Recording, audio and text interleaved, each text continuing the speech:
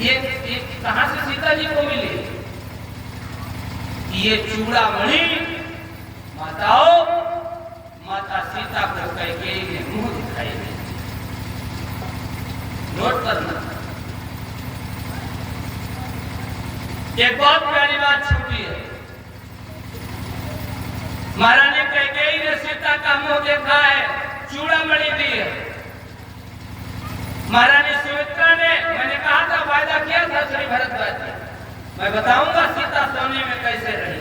ये बताया था, कल कहा था सोने से आई सोने में रही, फिर भी सोने से तृप्ति नहीं, राम ने कहा तो सोने की लंका में। ये कहा था सीता सोने से आई।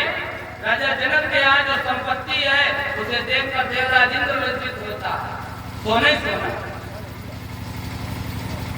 सोने में कैसे रही? महारानी सुमित्रा ने सीता का मुंह देखा है, तो मुंह दिखाई में कनक भवन दिया। ठीक, परीक्षित जी महारानी कौशल्या ने जिस समय सीता का मुंह देखा, कहा सीता मेरी सगी बहू है, महारानी मेरी बहन कैकेयी ने चूड़ामणि दी, सुमित्रा ने कनक भवन दिया है, मैं सगी सासू मां हूं, इससे कीमती वस्तु होनी चाहिए कि नहीं? हो सकता बहू है, पहली बात मन में कुछ भाव बन जाए, इससे कीमती वस्तु में क्या प्रदान करूं? आंखों में आंसू भरे हैं। श्री छोटे भैया जी नोट करना, उसी समय सामने से टहलता हुआ राम आ गया। महारानी कौशल्या ने अपने राम का हाथ पकड़ा, सीता के हाथ में दे दिया। बहू बेटा, मेरे जीवन की अगर सबसे कीमती वस्तु है तो मेरा राम। अभी तक इस पर मुझे पूरा अधिकार था, आज से वो सारे अधिकार मैं तुम्हें दे दे।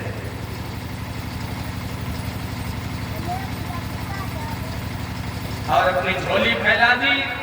कहा बहू बेटा, भारत की हर सासू मां अपनी बहू को कुछ न कुछ प्रदान करती है, मैं मांग रही हूं। क्या? जिस क्रोध भरी दृष्टि से तूने तिनके को देखा है अथवा हल्दी की गांठ को देखा है, मुझे वरदान दे, इस क्रोध भरी दृष्टि से आज के बाद कभी किसी को नहीं देखे। सीता के सामने महारानी कौशल्या ने कहा, क्यों? हो सकता बाई चांस कभी राम तुमसे कुछ कह दे, तुम्हें क्रोध आ जाए। अगर तुमने राम को इस क्रोध भरी दृष्टि से देख लिया तो मेरा राम तुझे करता। रावण जानता था, इसलिए सीता कर्णधारी ओट तिनके को बीच में रख के बात करती। अगर गुस्सा भी आएगा तो तिनका ही चलेगा, रावण तो बच जाएगा। वचन दिया है महारानी कौशल्या। आज वो चूड़ामणि महारानी सीता ने दी है, हनुमान जी उसे लेकर के आए हैं।